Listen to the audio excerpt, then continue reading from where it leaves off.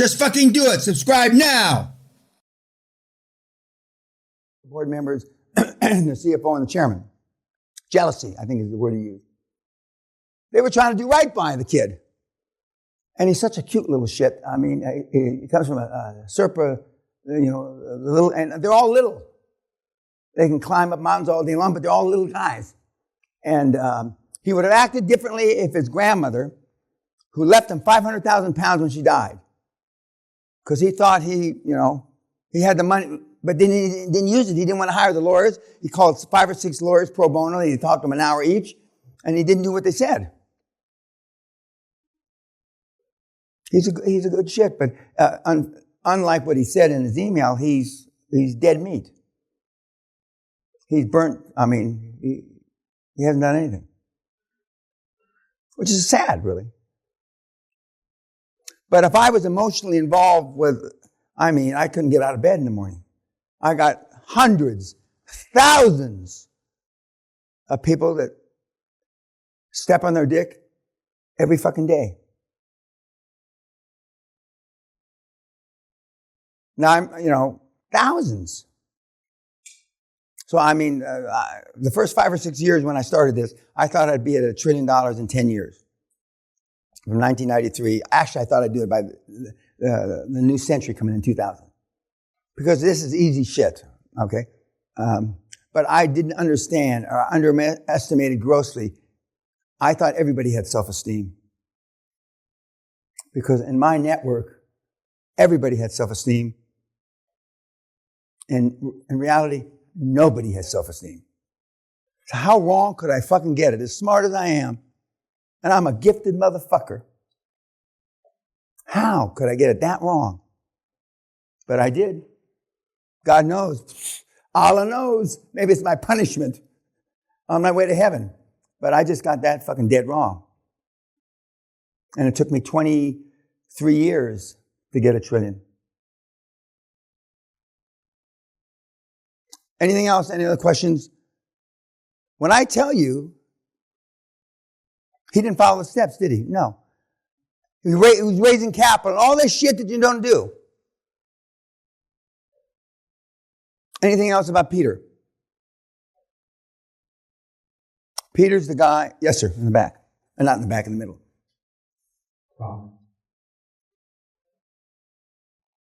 Your board doesn't take you seriously because you haven't built your personal foundation. Correct. You heard him say it. And he's still, he's a terrific guy. And he does stuff for charity and all that shit. And we didn't talk about that. Because this is not a conduit for you to donate money to charities. Although some of the guys have started early. They're not going to wait till they're 70 to start doing shit for charities. They're doing it now. Which, I won't say that they should or they shouldn't. But you never know when you're going to die. So let's say you start now and unfortunately you die in 2 years. At least you've covered some bases just in case there is a higher power. You've shown the right efforts to the higher power. But I waited till I was old. I waited till I was satiated and had stuffed money up my nose, my ass, and my ears. I was like a fat pig for the butchering. Because I did all that shit. I'm going to do it as soon as humanly possible. And the normal things that you, not waste money, Sally would say waste money, that you spend money on, guys, are sex, drugs, and fucking rock and roll. The life that you never led. That's where the money goes. Whether you've got a significant other or not. Believe me. And some of the significant others accept it, but most don't, as they shouldn't. No reason they except you trying to get your dick and everything that crawls. They used to say about me, Danny was fuck a snake if he held its head still. I wore that with honor. And now nobody gets fucked. Fuck. I can't imagine being between 18 and 35 and not getting fucked. Multiple times a day. It's beyond my comprehension. One of my mentees What's the Cats guy? The guy that teaches people how to get laid? Yeah, Jason Capital. One of my boys.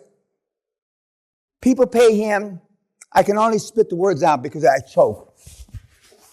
$600 to $3,000 a month for him to text you how to get your dick wet. I remember saying this on the Joe Rogan program.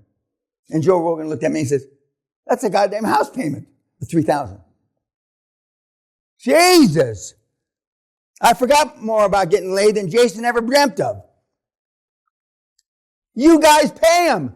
There's a couple of you that can because of Jason Capital in this fucking room. Jesus. But when I say we're through, I mean we're through. If you would have told somebody like Caesar or Attila the Hun or Genghis Khan or, one of the boys back in the good old days, that they had to pay people how to teach you how to get laid, they die of laughter.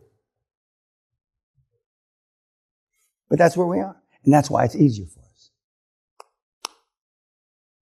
When you follow the steps, they have less balls than you, and it's easy. You heard Peter. You heard the guy, the Hungarian Forrest Gump, from his own lips. Of course, now he gets manicures and he gets massages 5 times a week, and God knows what happens with the massages, whether they have a happy ending or not, I don't know. He's popping out kids left, right, and center. He's playing tennis and having dinner with the president. From the mouths of babes, and he's a babe to me, but you heard him. Okay, anything else about getting taken advantage of? I don't mean, I wish somebody did take advantage of you sexually. I'm going to back up with the say it the other way. Not for the girls, but for the guys. But you heard 2 cases so far. Both are tragic. Both are tragic. And both, I told them not to do it because I found out about it first, but they didn't listen to me. That's the real lever in this. I can already tell some of you aren't going to listen anyway, no matter what I say.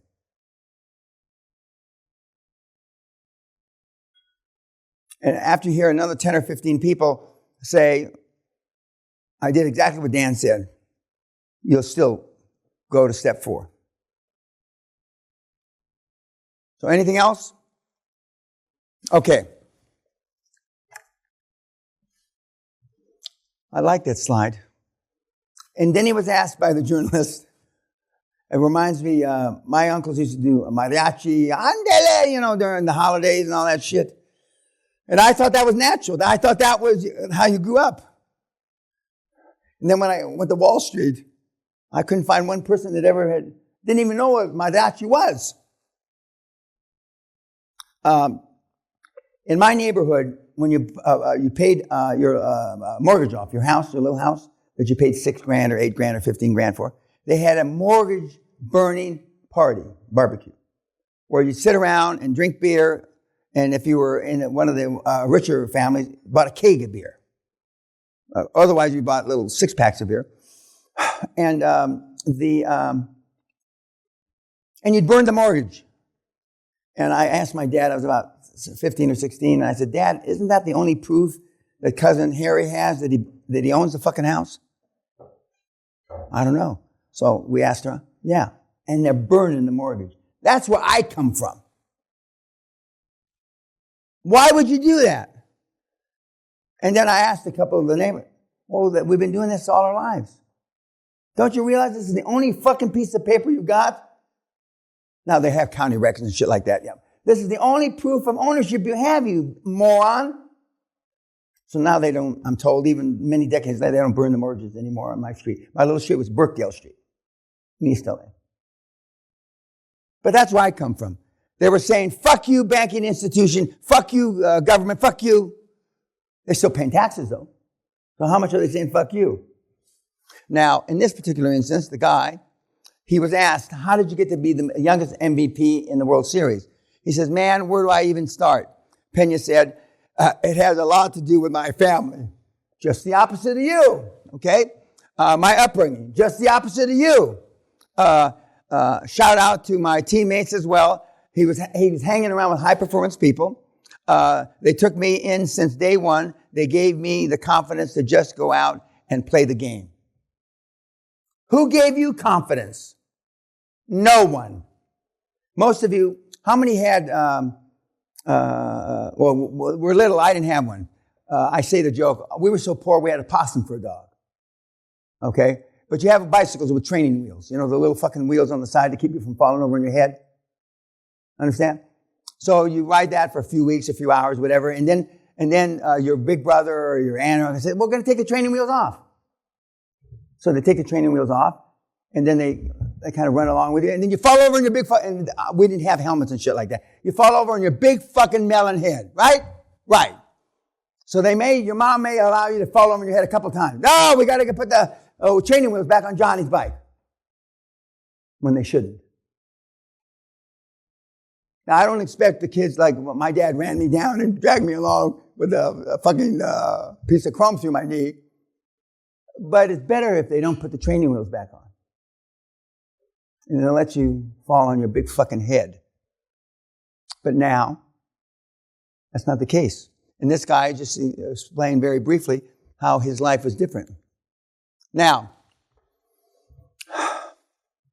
I was thinking about it because this documentary thing that may or may not happen. Some of the people that I've rubbed elbows with, poorness rubs off, richness rubs off. We're just going to go through a few of them. Pete Conrad, the third guy to walk on the moon. High performance guy. Went to Yale. Bunker Hunt, Bunky, as we used to call him. He and his brother and I captured the silver market back in the early 80s. They went to prison for it. I didn't. Ken Langone, the founder of Home Depot. Known him 40 years. I was on a board, privileged to be on the board with Bob Neller, the former commandant of the Marine Corps. He retired a couple years ago. Top guy in the Marine Corps. Of course, Costa Grazos. Donald Trump. Sister Luz, who's telling the Pope to pray for me. Right there. Right fucking there. Cyrus Vance. He was the guy that pulled the plug on my Haitian invasion. Bob Anderson. My first chairman was Bob Anderson, former Secretary of the Treasury of the United States of America. You didn't have to explain about Bob. John Wooden, the greatest basketball coach of all time. John Kennedy, who I knew, I don't know, I met. Dick Nixon, who I was his bodyguard for a while. George Bush, too. Bill Clinton. Brendan Sullivan, one of the greatest trial criminal lawyers who defended me, got me off the hook. Steve Sussman, one of the great white-collar lawyers who defended me against Great Western when they tried to put me in jail. The current head of NATO, Secretary General. And who have you been rubbing elbows with? Nobody. Jim Newman, Think and Go Rich, Release Your Brakes, virtually Andrew Carnegie, Robert McNamara, the father of the Vietnam War. I also took Gina Lola Bridger out on her 50th birthday.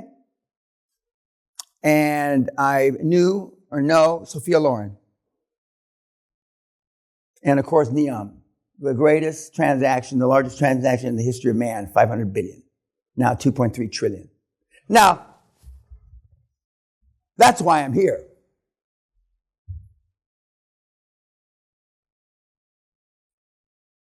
This is the kind of things, and we're going to talk about goals in the next year or so. These are the kind of things you should aspire to. And nobody in this room, to the best of my knowledge, it certainly wasn't in your paperwork, aspired to any of it. The closest we have, and I'm not making fun of your brother, is that they know one of my star mentees who's their older brother. That's the closest we have. And I'm thankful for that. But for the rest of you, you don't have a pot to piss in or a window to throw it out of. So don't be nervous. As Peter said, he was nervous to talk to a partner at KPMG. Jesus Christ. He was nervous to talk to a big partner at a big law firm. Now they eat his ass out. In 5 years. Gina Lola Bridge, I still remember going to lunch with her on her birthday. I mean, we were in the Plaza Hotel in New York City, stopping traffic. When we walked across the street, because her driver dropped her off on the wrong side, so I ran across the street. For those of you that know where the Plaza is, the park's over here. I ran across the street, and cars were skidding, crashing into each other, watching her. And most of them, I think, hope were saying, that lucky little fucker, me. Maggie Thatcher, Ross Perot, another era. Bob Dyke, the father of the North Sea. Hugh Carey, former governor of New York, and saved New York and New York City from bankruptcy. And my good friend, God rest her soul, Mickey Gorman, who taught me how to run. She was a world champ, a marathon runner. She used to hold the record for the female marathon and won Boston and New York marathon several times. These are the people that I hung with, chilled with. What about you? In addition, cross swords with the mafia, with partners with the CIA, get invited to the Pentagon, partners with the Vatican. An article got a Pulitzer fucking Prize about me. And here we are. The greatest metaphor for yesterday's dreams or today's realities.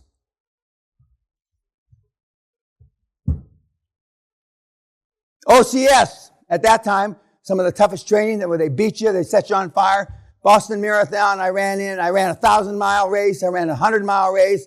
I've been up and down the Nile and the Amazon. I've been to both poles. And I've been privileged to work with the 3 largest sovereign funds. And what about you?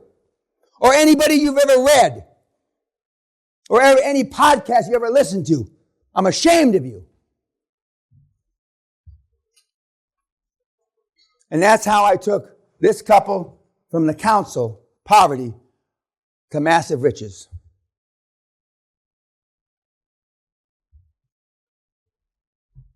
Okay, YouTube.